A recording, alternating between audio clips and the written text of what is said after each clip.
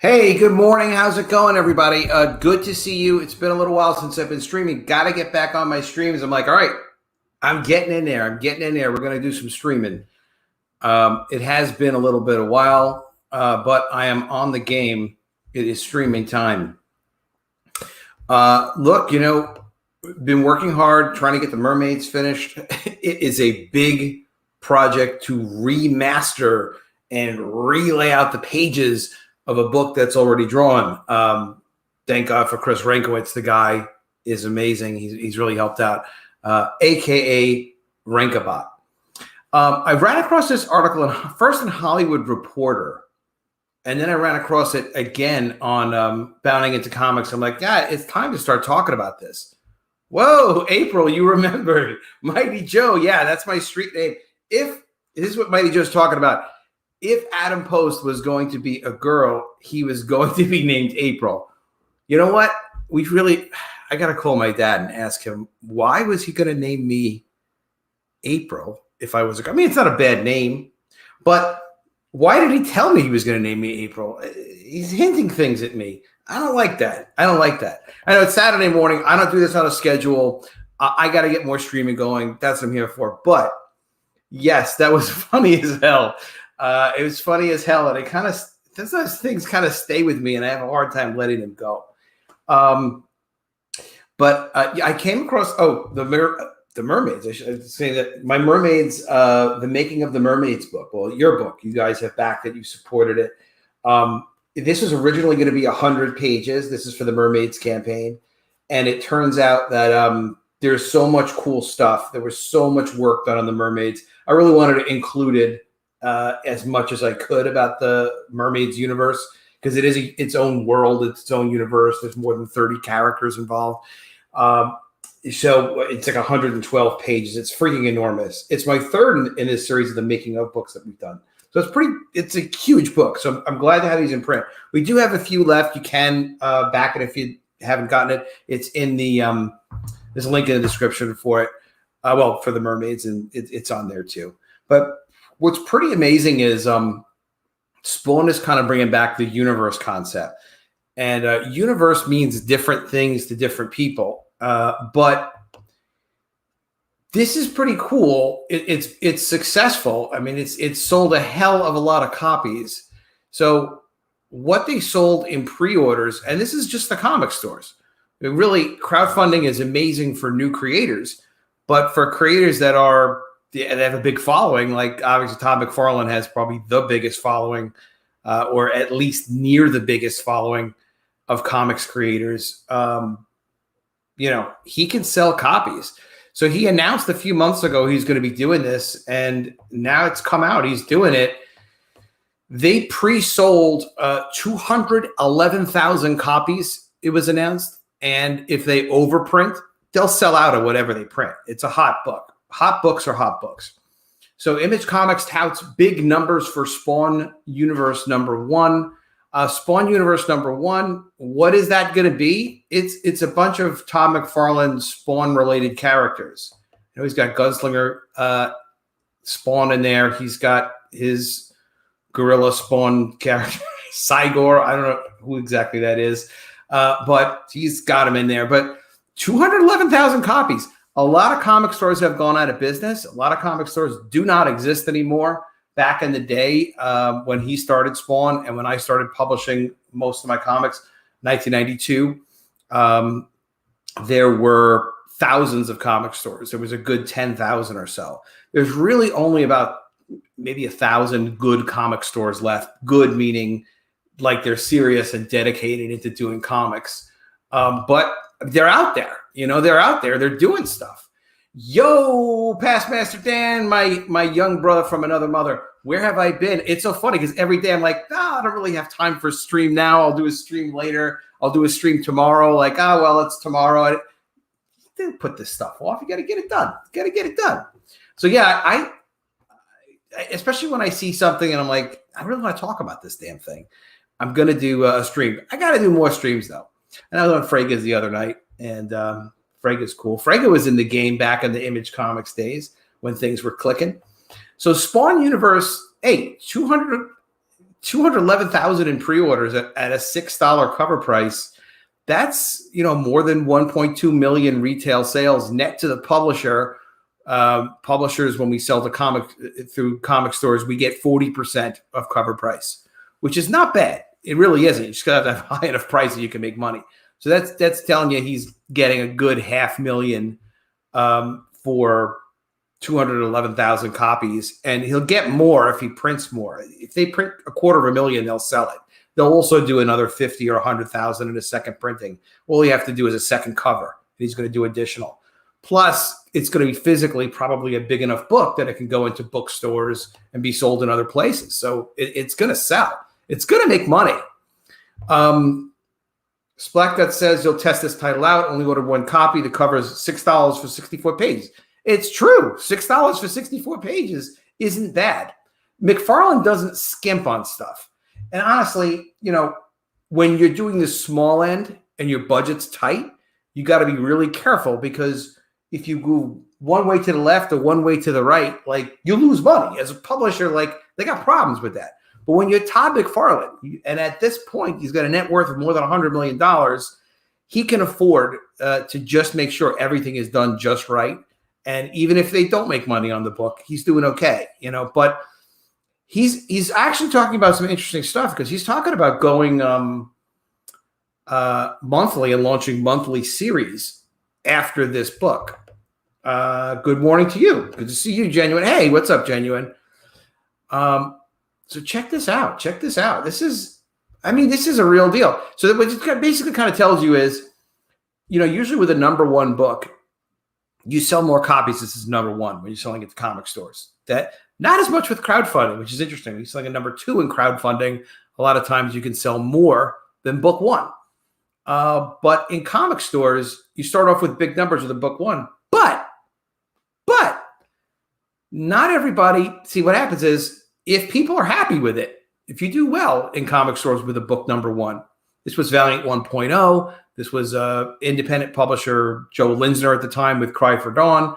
Of course, Ninja Turtles. If people like what you're doing, you're going to do well on book number one. You may have less numbers on number two or number three, but by the time people start talking about it and it's got buzz, that's the main thing. Is if you've got something that people are talking about, people love the creator. But if you've got a story that people are excited about, they're like, hey, did you see in Spawn Universe, they introduced these two new characters, and these guys are badass and they do this stuff. And what did you think when Gunslinger Spawn did this, that?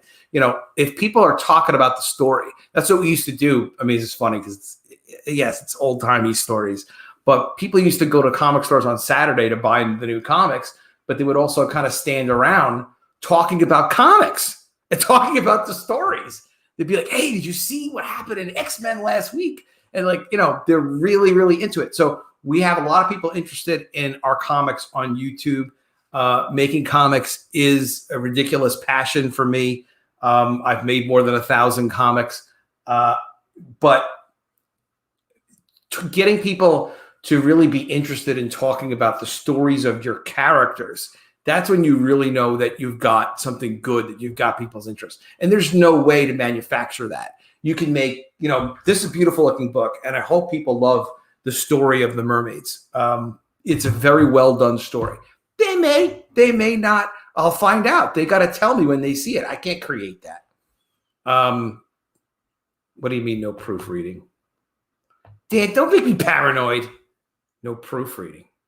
Oh, you're after Mighty Joe. Okay. Hope it's edited better with 300. Oh, okay. You're talking about proofreading.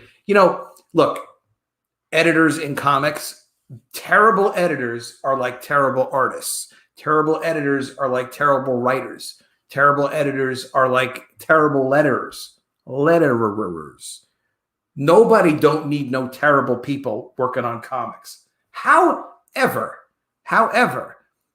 it's a great thing to have a good editor. They can do a lot for a comic. They really can. They can make sure everything's good. If they're good, not if they're putting in social justice agendas. But, if you start a project from an idea to an editor and you've got someone who's helped put together good stuff in the past, you can have amazing, amazing comics. I working on some stuff. Let's put it that way. Right after the Mermaids, some exciting stuff coming. All right, so Spawn, this is what Todd McFarlane said about it. This is coming from Bounding into Comics. They put out a press release talking about this. What is he talking about? So McFarlane said, the simple question is this. DC Comics started a shared universe in the late 1930s. Marvel Comics began theirs in the early 1960s. So can lightning strike a third time beginning in 2021? McFarlane says, I personally do not have the answer to that question right now, but the only way to get an answer to that question is to make an attempt in the first place. Well, so he has limited confidence about it. But I don't know. That's just sort of his thing. So these are his characters. So he's going to launch some monthly titles after this comes out. McFarlane explains, I've waited almost 30 years to be able to get to this moment. Oh, really? Okay. Me too. To deliver on ideas. I hope they'll grow from this initial seed called Spawn's universe into a fully formed world populated with hundreds and hundreds of characters in the near future. Okay, hey, why not? Hundreds and hundreds of characters can come out of this. The stage will be set with this book, and soon I'll be launching into new monthly titles the first time since 1992. That was a long time ago. I can't wait to show comic readers all the crazy ideas in my head, as well as opening up the floodgates so many talented creators that have already said they'd like to join me on this journey. So he's going to work with other talented creators to create this too. You know, it looks cool. As long as it looks cool, people will buy it. You know, the trick is also to have a compelling story, right? And have a story that people care about and can relate to. So apparently, Spawn's universe. Okay. Spawn's universe is 52 pages. It's a one-shot book. Okay, I thought it was not going to be one-shot, but all right. It's a one-shot book. It'll launch the shared universe. It's a good idea. The book will feature 4 chapters focusing on Spawn, She-Spawn, Medieval Spawn, and Gunslinger Spawn, respectively. The 4 chapters features different artists. An anthology, okay, makes it easier to produce. Good for him. Brett Booth provides the talents for Gunslinger Spawn, and Jim Chung and colorists. Okay, so he's got different creators. They're doing a one-shot of his different versions of Spawn. That's cool. This girl's hot. That'll sell. And that's a J. Scott Campbell cover. So if you've got a J. Scott Campbell cover that looks like this, it's going to sell. It's going to sell. It's pretty cool. I guess that's the She Spawn. As for the spin-off titles, they include King Spawn, Gunslinger Spawn, and The Scorched. Okay, somebody was burned. King Spawn will arrive in August. That does sound cool, King Spawn. Why not? Finally, The Scorched will be a team book that will feature Spawn, Redeemer, Gunslinger, Medieval, and She Spawn. Okay. So he's going to have more heroes that he's going to put in. They're not going to probably all be the Demon Spawniverse of characters, but some of them will be. The art looks good. Looks interesting. So a lot of you guys are going to try this out. That's pretty cool. I think it's worth getting. I think it's worth getting. Hey, hail Paul, hail Comicsgate. Good to see you, my man. Very good to see you. So that's what's going on with Spawn. He's going to try to launch a series, an ongoing universe of characters. I think. Oh, okay. Here's some of the creators. Donnie Cates is in that game. Greg Capullo, J. Scott Campbell, Brett Booth. He's got a lot of good names. Frank Whiteley. He's got a lot of good names in there. He's got a lot of people. Spawn Universe number 1 arrives Wednesday, June 30th. He's got name creators attached to it. And it looks like he's going to really focus on this and put a lot of energy into it. And what the hell? The original Spawn book has sold over 100 million copies in more than 120 countries since it first debuted in 1992. It's pretty good. So 120 countries is a lot of countries. You do sell, even when you sell through comic stores, that is one cool thing, is that your books do sell internationally in some comic stores and people see it. When we do crowdfunding, people obviously are backing books internationally too. So it's very cool that people all over the world get to see your books. And, you're not just producing and selling some domestically. So we do get them out all over the world, no matter what we're doing. So I think it's very cool for comics to show that even though it's Todd McFarlane, he's the biggest name going, 200,000 plus copies sold to comic stores of a $6 comic. That's pretty damn good. It's a good start. And it's 52 pages. It'll be good. Issue 1 will be good.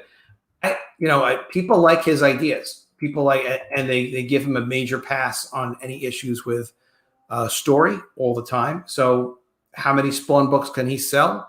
He could probably sell as many copies as Spawn sells now. Why should he not get people to buy She Spawn and Medieval Spawn and Gunslingers? Why wouldn't you buy those books?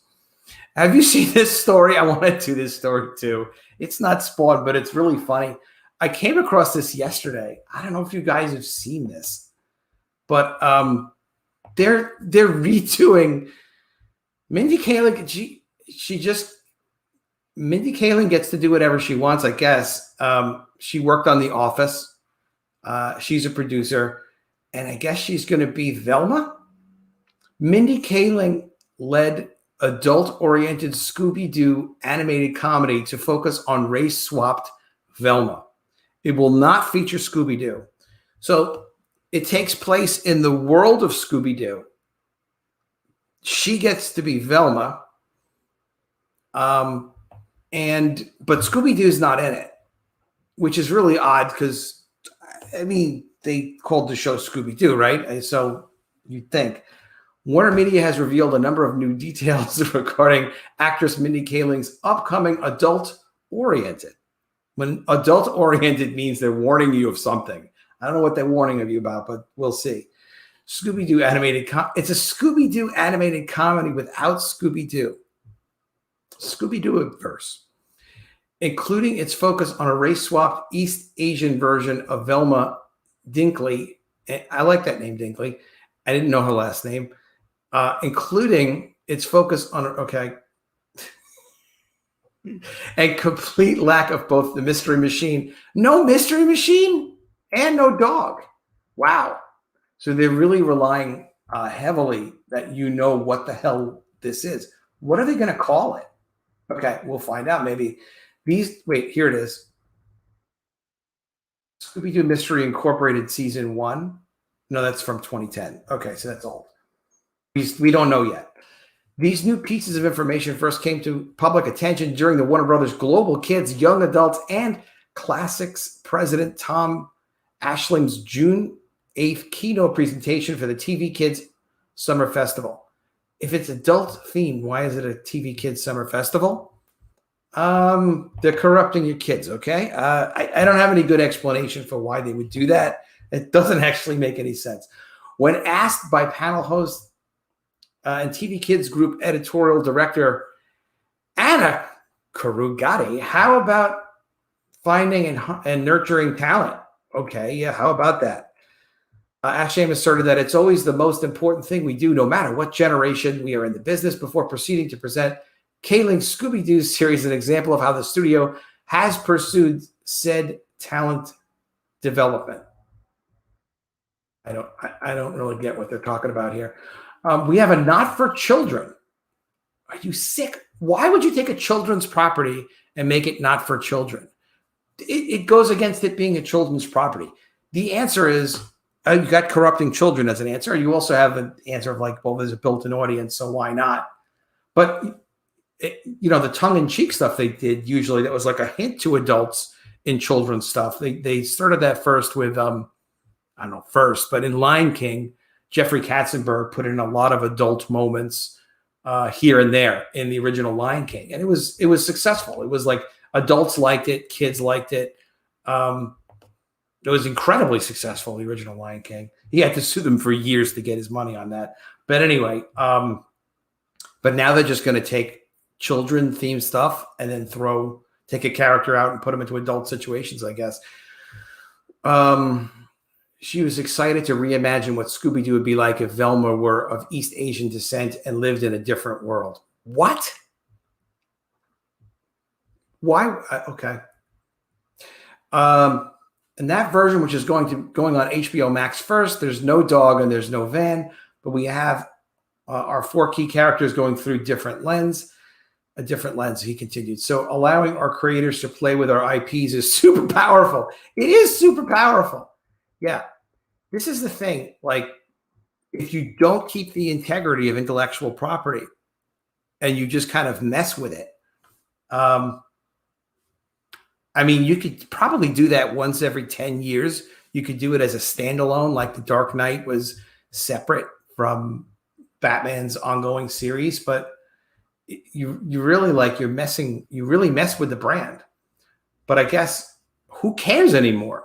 Basically, nobody cares, and it's just something that you use the brand to attract someone's attention. You know, I was going to do a video. Oh, hey, Love Pigeon, what's up, man? I was going to do a video on this. I didn't get a chance to, but basically, they've turned Batman into Doritos, you know, where you have like multiple different flavors of Batman, just the way you have multiple different flavors of Doritos. Why not? You know, why not just do that to properties? Well, because then you lose the power of the story and of the character. If you have a universe of any kind, it doesn't interlock with things anymore. You know, like they're taking Scooby-Doo completely out of this property. Oh, my God. All right, let's continue on with this. Interestingly, it's not the first time Velma has not only been race swapped, but race swapped to be of Asian descent. Oh, I didn't realize that. In the live action universe of Scooby-Doo, The Mystery Begins, and its sequel, Scooby-Doo, Curse of the Lake Monster, Velma was portrayed by a half Japanese, actress, Kaylee Kyoto, a role which also established Kyoko as the first non-white actor to portray a member of the Mystery. Who cares? Oh, just make it good. First announces in development on February 10th, the series will reportedly serve as a prequel to the Scooby-Doo story, with Kaylee acting as both the series writer and the titular bespectacled detective's voice actress, and definitely a producer, which means she gets to make a lot of the money on it. I don't know. I mean, the race swapping, basically, they're not really race swapping as much as they're just taking white characters and not making them white anymore, which is really, I'd say that's pretty funny. Hey, Rick Saylor, good to see you, man. How you been? Taylor Wombat. There's a thing called trademark dilution, yes, where you lose the brand because the brand is now meaningless when it's public domain. Yeah, they dilute the brands. But they're just kind of like getting all the white characters out of them. Why do that? I mean, you know why they're doing it. They don't want the same characters that they used to have. Hey, if it's their intellectual property, they can do whatever they want with it. What I think is really, if they want to turn Batman into Doritos, if they want to take Scooby-Doo and take him out and say, well, Velma's an interesting character, let's do a story based on Velma. This is the one, then, let them do that. Of course, no one else controls them. And that's how you have to look at these things. I mean, you have to not care about these projects. You have to not care about other people's work and other people's characters. It's interesting because with YouTube now, you can really be passionate about a creator, the interaction you have with that creator. Do they inspire you? Do you have fun with it? And it's part of the product now. And that goes for Mindy Kaling, it goes for Adam Post and anyone else who's making content, whether it's, through animated shows or comics through comic stores, or, movies or whatever the heck it's going to be, crowdfunded projects. You support what you want to support, what you're interested in, who you're interested in. But I mean, Spawn shows like, look, if you have a character that you focus on and you're passionate about the character and you just make sure it looks cool, it just, does this look cool? Sure. It looks cool. You pick it up, you read it. If all the stories are stupid, then you're going to lose interest in it. If the stories are good and the character and the art looks good, you're going to want more of it. And why the hell wouldn't you? It's just delivering on this stuff. Mindy Kaling is not going to be Spawn, at least not for a while, not while Todd McFarlane's still alive. He's going to keep it cool. He's going to keep it interesting. I look at it and I say, you know what? There's a huge opportunity. McFarlane's being modest here when he's saying like, well, it worked in 1992. Can lightning strike a third time? And can we create a universe of ongoing Spawn characters that'll sell well enough to be worthwhile to continue to produce? And of course they will, as long as they're good, as long as he focuses on them. And when he focuses on comics, he does really well with them. He makes really, really good books. And it's incredibly hard to make comics. It's incredibly hard to make comics. But what's really amazing to see is that, yes, we have the support of crowdfunding, but comic stores are right there too. If you've got something really good, you can offer it to comic stores maybe after crowdfunding, like Brian Pulido does with Lady Death. I think some of our other creators are going to be doing that as well that we know. But it's not just Brian Pulido. It's comic stores are still a factor. It's interesting. It's very interesting. All right, guys, if you haven't subscribed to the channel, please do subscribe to the channel and click the bell for notifications. Paul, I try to leave, but I can't leave. Paul says, dude, forget the action figures that come from this. Yeah, that's another thing. His situation is unique in that Todd McFarlane's got the ability to exploit his characters and his stories wherever. He's got action figures. He's got reprints. He's got all sorts of distribution. He does have crowdfunding if he wants it. He just crowdfunded a really, really. So yes, please do remember to like the stream. It is a big help for Adam Post. Make the most of Adam Post. That is an old phrase. It's coming back, okay? Make sure you're making the most of your Adam Post by clicking the bell for notifications, subscribing to the channel, and liking the stream. But yeah, I would say that, Todd McFarlane is in negotiations for making their new Spawn film. What's one of the things that comes up in negotiations? Well, one of the things that comes up in negotiations are, what other characters do you have? If they're going to fund a Spawn movie, they're interested in funding a whole universe of characters. Why? Because it makes money, or at least it has up until this point. Did well for Marvel. DC has done it sometimes. They have a big opportunity. So does Todd McFarlane have an opportunity here? This is the cool thing when you're at a big level and you're working with people with money. One of the things they're interested in is, all right, if this relationship works well, if we finance a $200 million or whatever the budget's going to be Spawn movie, does this become a relationship that extends to other Spawn characters, other stuff they can develop and make money with? And the answer is, well, sure. I'll make sure I have new Spawn characters coming out. So aside from having toys, just because Todd McFarlane has the opportunity to even make movies with his projects and his properties, whatever he invests in this, $500,000, $250,000 out of pocket, maybe $500,000 is probably closer to it. That's made up for in extra percentages he gets on negotiating for films. It's good to be the king of comics like Todd McFarlane. Pastmaster Dan says you should do a 10-minute video ranting on bad stuff and call it Post Toasties. Yes, that is a damn good idea. Yeah, I could toast people with Post. Hey, Apex Comics, good to see you, my friend. Yeah, look, it's successful time in comics. Support the comics you want. Support Comicsgate. They've been incredibly supportive to me. I support people as much as I can. The movies, yeah, he has a couple of good name stars attached to the new Spawn movie, and they did get sidetracked during the pandemic. But at least in recent articles, McFarlane is saying that it seems like it's back on track. He's the Blumhouse guys. He's doing it with Blumhouse. They're a relatively low budget, but very clean and slick independent film studio. And Blumhouse knows what they're doing. They have great production resources, like to get stuff made. So I don't think they've really done anything big budget before Blumhouse. Not that I've seen. I think it's Jason Blumhouse's operation, but yeah, I think this will be something good. They're not gonna. There's no way McFarlane's putting. Even the first one movie was good. It should have been better, but it's very hard to control the process if you're going to make like your first movie. But they're not going to be messing with Todd McFarlane on this movie, not whatsoever. It will be really, really well done. All right, guys, I will come back soon with another stream and another video. It was great seeing you guys. Definitely, if you haven't checked it out, you can check out The Mermaids, Making of the Mermaids. It's in print now. People love when I leave. It's like, if you don't leave, as soon as I leave or I'm starting to leave, more people sign on. It's very funny. But this is the time that I really allotted for this. So I got to hustle. I will be back with more streams. I will be on other guys' streams. I'll be back. My focus is got to get my books out. Got to get my books done.